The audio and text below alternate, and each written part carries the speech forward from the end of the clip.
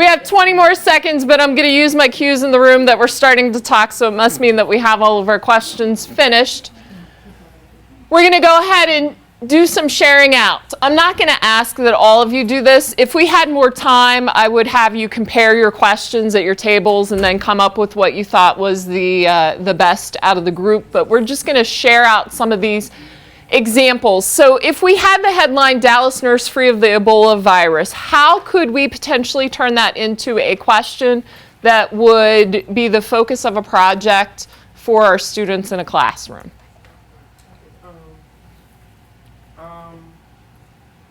I'm very broad on my questions right now, but it can be broad. Well, that's okay. Go ahead and share with us, and we can give you some feedback. Okay. The first question that I came up with was, why is the media so adamant on pushing this narrative of Ebola in the States, that Ebola is about to affect everybody, that everyone's going to contract it, when there's not that many cases that have been confirmed in the States, and there are thousands that are dying in Africa. So why not the conversation shift to what can we do to fix it in Africa? Okay, so instead of using that, why is the media, how could we tweak that question a little bit to take that same angle? Because I like that you're taking the angle of the media on this. Because that would be a great focus in a media lit class or an ELA class, or even in a history, social studies class. How could we tweak that? How can we shift the focus to make a refocus? That's How could we encourage the media to shift the focus away from, I hear the word propaganda from someone, I think it was. We might want to take that direction, right? When I was in Jackson, Mississippi the other week, and I was watching the news, and there was a group of parents that pulled their kids out of the middle school because the principal had just returned from, and I quote, that country of Africa. Yes. And as a former social studies teacher, I had to take a very deep breath on that one, right? And that's what the media is publicizing.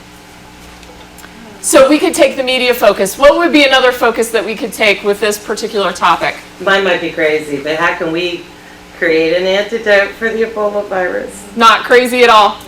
Not crazy at all. I work with a school in northern New Jersey. They have their students there, 10th grade students, just developed some stem cell research that they're patenting. Wow. Yes. So it is not out of the realm of possibility whatsoever.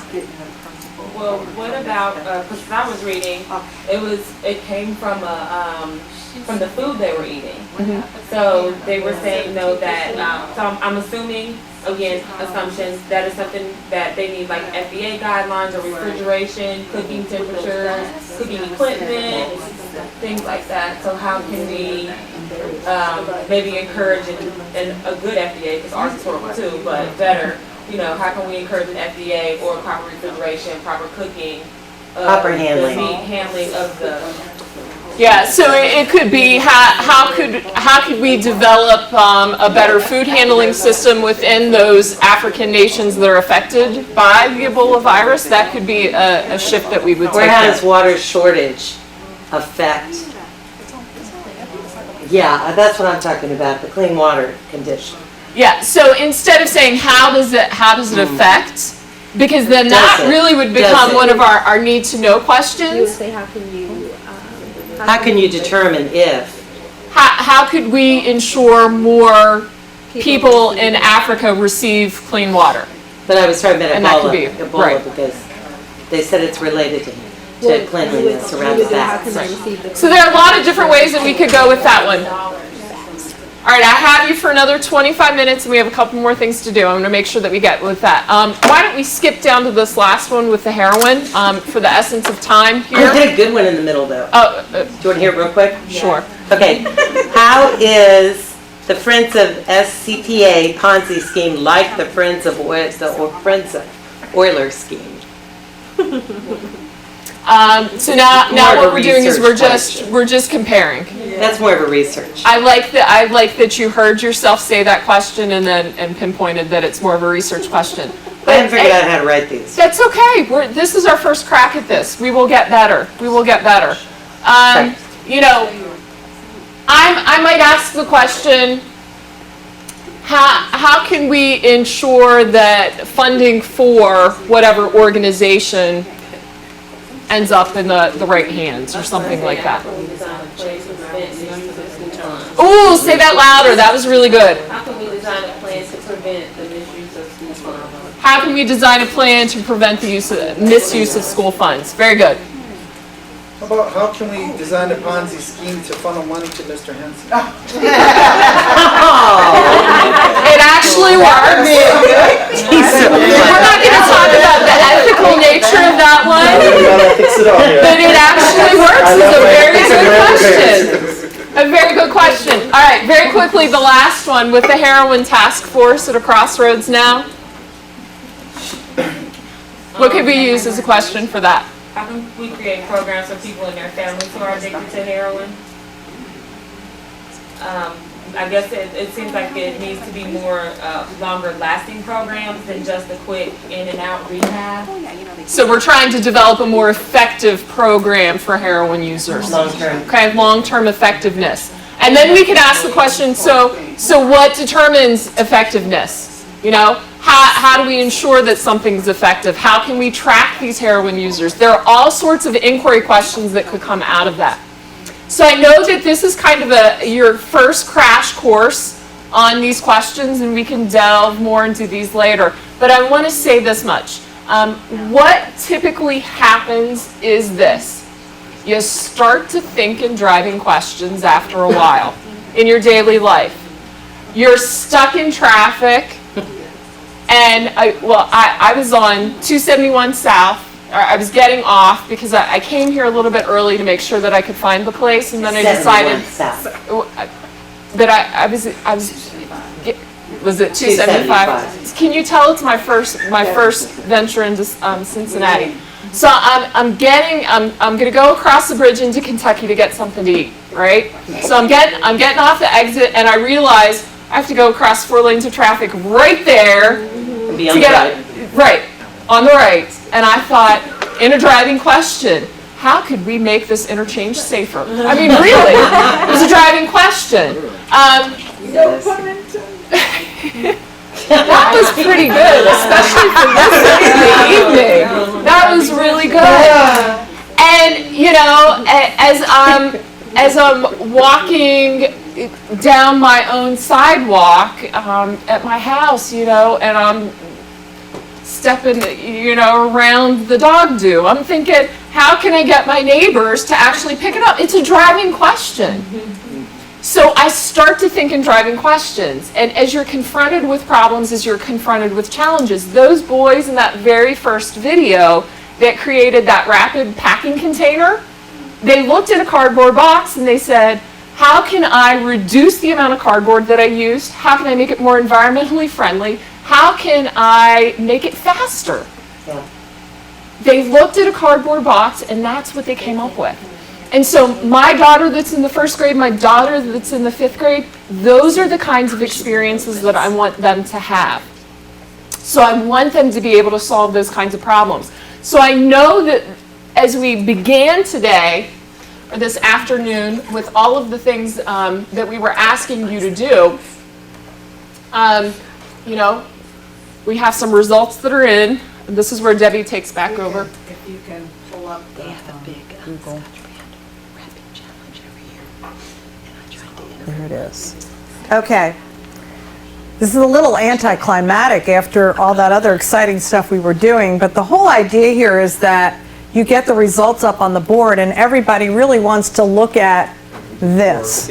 What was the set that had who had the lowest amount of change in mass in that ice cube? Of course. It was Julie did, because she had that baby box. It was the ice bags and it was TRC, correct? 1.9% and 1.8%. So, what we want to always do is, everybody loves a winner, right? We want to look at who got those great results and what can they tell us about their results. So, what can you tell us about what you did that was different from what everybody else did? I'm just going to look at this from a teacher-student standpoint. You give them a box, and they assume that they're supposed to use the entire box. And we know that the more contained or the more insulated something is, the better it's going to keep heat out. So I would ask you, why do you think that was more insulated? What did you do that made it, as you said, more insulated? Well, it's there isn't the space for much of anything other than the ice. Okay. So that law of thermodynamics and the second law of the heat is the one that travels, and there's not much space for traveling. Inside of the aluminum foil, we have the bubble wrap, and it's insulation on top of insulation and very little space for any heat. You have the bubble wrap on top of the The foil inside. inside? I just folded it into. So they have foil wrapped around the bubble wrap. Yeah. Okay, But I think the key really was the size. okay. Was what? The size. Yep. How about TRC? Who is TRC? And we had the same concept. You want to show us your container? Oh, you did. The smaller box, and we, actually, there was something Googleable, and that was a newspaper. Actually, we found that felt would have been the best, but newspaper is a good choice. It works the same as felt, acting as an insulator. And then the smaller, the speed at which ice melts is the function of the movement and temperature. So with the smaller box, the ice is not going to move around. And then when we saw the box outside, somebody had a big box. We put ours like up against it because it was like shading it. Shading it something like In the air. Yeah, we go box. Yeah. Okay. They're guarding it If- too.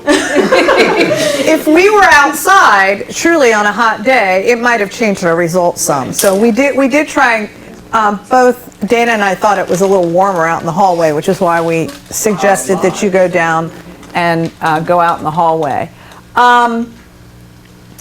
The control was 5.7%. So obviously, if you did better than the control, you were in good shape. The control had nothing. It was just the ice cube in the box. Oh, just the ice cube in the box? Okay. It was just the ice cube in the box. Now, In the bag? In the baggie? in the baggie, yeah. So I heard a bunch of things that people said. First of all, I heard insulation, law of thermodynamics. I heard that you did some research on insulation. I heard that, space had something to do with things. There's actually a lot of engineering that goes into insulation. And it would be, a great jumping off place here to start talking about what else do we need to know? What do we need to know now? We kind of discovered a few things here, but do we know everything?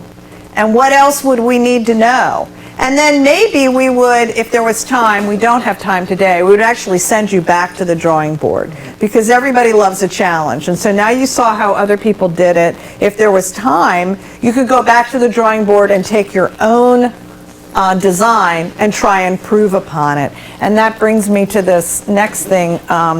This is what we call the engineering design process, where there's an iteration part.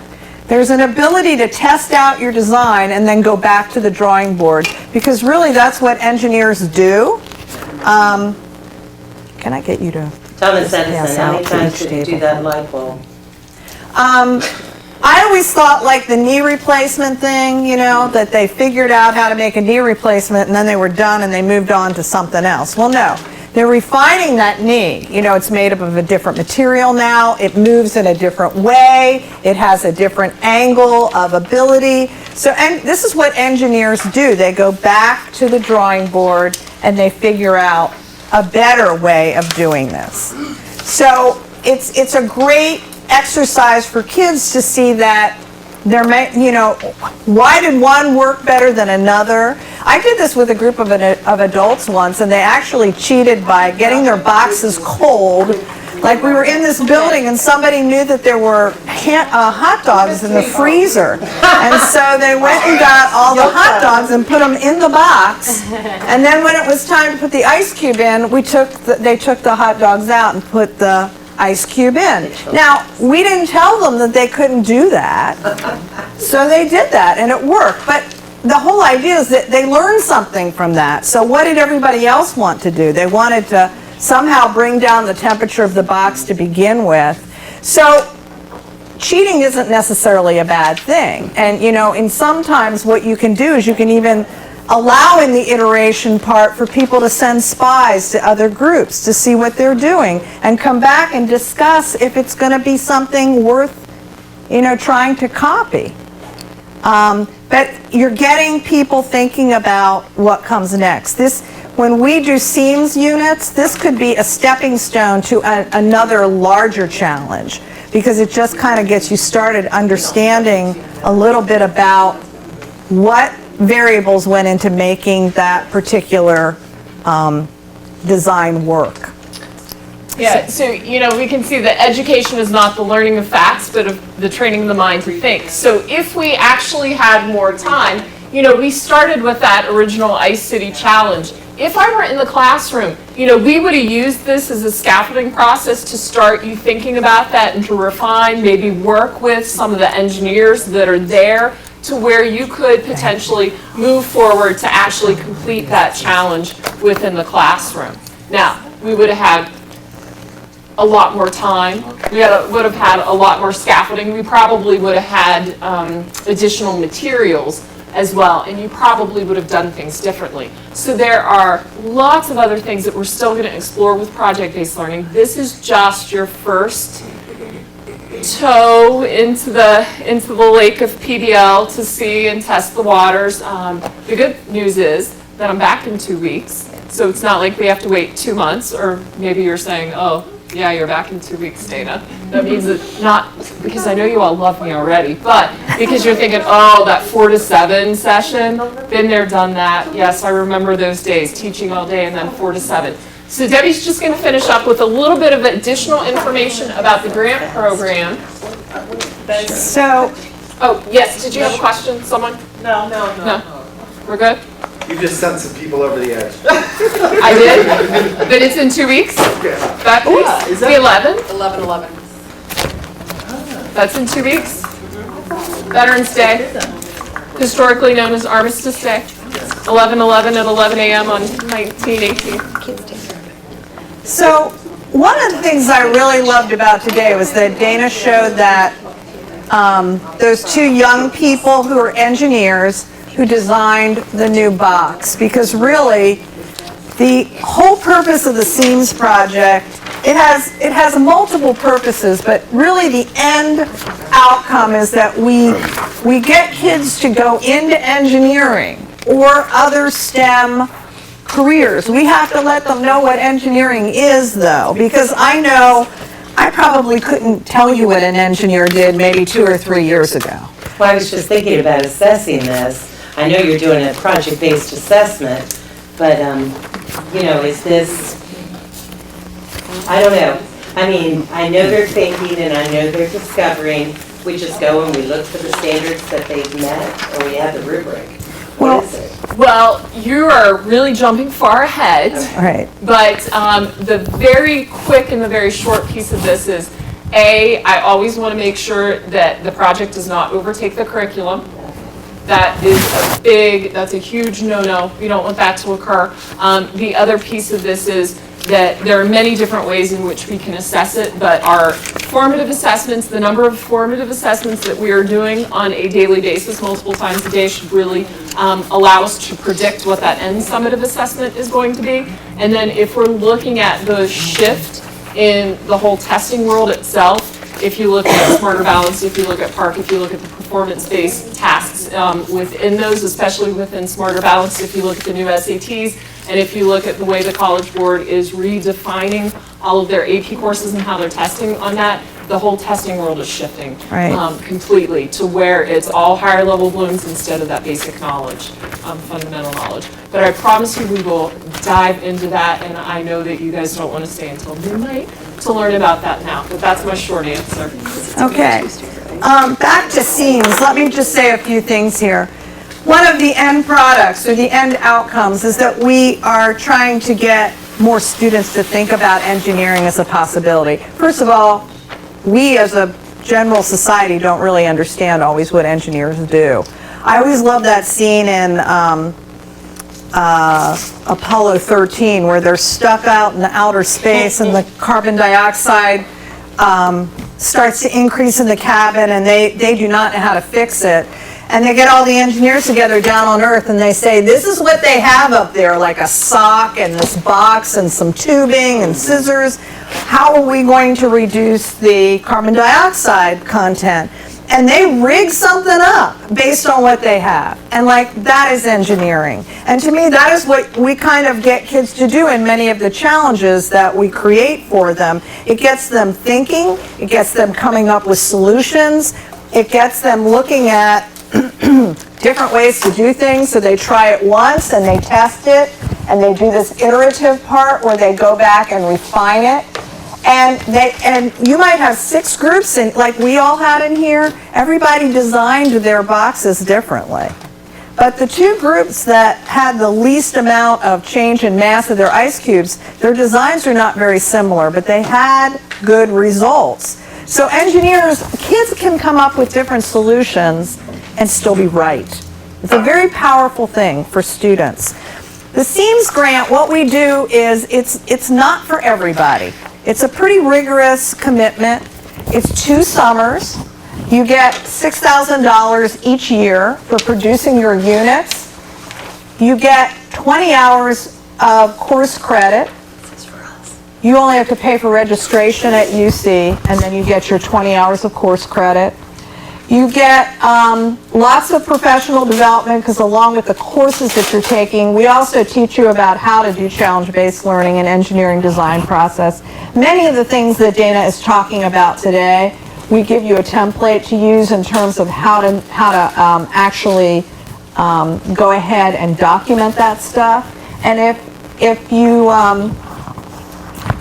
we look at the website for just a second today, there is a place to look at units that teachers have already created. And I would go to your own subject area and look at what they have. They are required, by the way that we do things, to start with the standards. You have to start with the standards, and you know what standards in your mind are going to really apply better, that you're going to be able to create more challenges out of.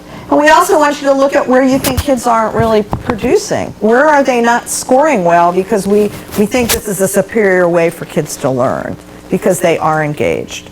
So if you look at the handout that I gave you, it kind of gives you the who, what, where, why, the benefits. Your school is required to have an administrator come to the academy, the Principals Academy in the summer. It's a 3-day commitment, but they get $1,000 for each of their teachers who attends, who's part of SEAMS. They get $1,000. That can be used for, materials, whatever they want to use it for, whatever you guys decide to use it for. So there's a benefit for the school. That's in addition to the $6,000 you get each year for producing your units. You also get a tremendous amount of support. We've got a group of retired engineers and a group of retired teachers, and they're one from each group assigned to each SEAMS teacher. So they help you to generate ideas, they come in your classroom, they help you with implementation, they help guide your writing of the units. The hardest part for everybody is this part today, where you're coming up with the driving question. We call it in SEAMS the essential question, and then figuring out how to come up with a challenge from there. Or, we obviously want the kids to have an impact on what that challenge is or what it becomes with your guidance in mind. So it is really, I have to say, in observing teachers in the classroom, it is a very powerful thing for kids. They feel so much a part of what they're learning. It's so empowering for them. I have a teacher right now who's out at Northwest, and she was looking at she's a biology teacher, and she was looking at the attendance records, and she was looking at viruses and the spread of viruses and bacteria. And she kind of posed to the kids, they came up with a driving question, which was like, how can we reduce the amount of illnesses that go on in the school, and therefore reduce the absentee record? So that impacts your state report card, all sorts of things. So they looked at a couple of different areas. They looked at like hygiene. How can we improve hygiene? How could we improve the structures in the school? Like maybe we should have those automatic sinks or the automatic hand soap dispensers, or maybe we should use dryers and not paper towels. But they had to come up with an entire schema for how to do this. Not a product. Sometimes you do come up with a product like you did today, but this was like more like a process. But it got the kids thinking on all these different levels, and then you have to kind of put it into place and see what works. They even had the facilities guy come in from the district to talk to them about what was feasible, because one of the things that kids don't know is how much do things cost, you know, and they're always astounded. Well, why don't we just, you know, everybody wear hazmat stuff right now while the Ebola virus is in effect. Why don't we just wear those all day long without understanding what all the expenses and benefits and so forth is involved. What I would like to do, if you go to the website, can we get to that slide? I think that was one of the ones at the end. Oh, back there. At the website, can we click on that? Or You know, we're like about out of time here, so. I have like 5 of. The grant is in its 4th year next 2015, the summer of 2015. There will be one more cohort that goes through. It is a $9.2 million grant, and the NSF does not have grants like this anymore. I just wanted to show you, I gave you on this little sheet the website. If you look at this website, there are 2 things to pay attention to. Can we scroll up just a little bit? Oh, okay. Click on instructional units, and you can look at units in both math and science area that have already been developed. And then I would also look at this video, okay? It's a nice, short, informational video, and I'll stop. All right, so you do have to do a final, very quick survey, but I just want to remind you about the seconds that we have with our students. I mean, those are our seconds in a day, and we only have our students for a very short period of time, so how do your students spend those seconds?